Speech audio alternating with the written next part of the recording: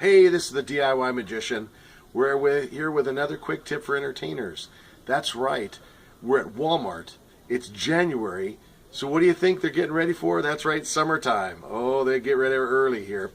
Well, I'll tell you what, I have a quick tip for you. If you like doing the growing, shrinking head, and you remember seeing the ones I did before, well, here it is, the Frisbee for the growing, shrinking head.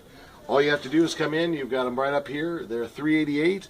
You mount the little block with the little stem on it there. You put your little hand crank screwdriver on it, or drill press, or drill bit, whatever, you know what I mean. And you've got a growing, shrinking head. That's right, growing, shrinking head for 388 plus all the extra little doodahs. So again, if you've been here before, thank you very much. For those of you who are new to the channel, please subscribe for updates. And we'll see you next time.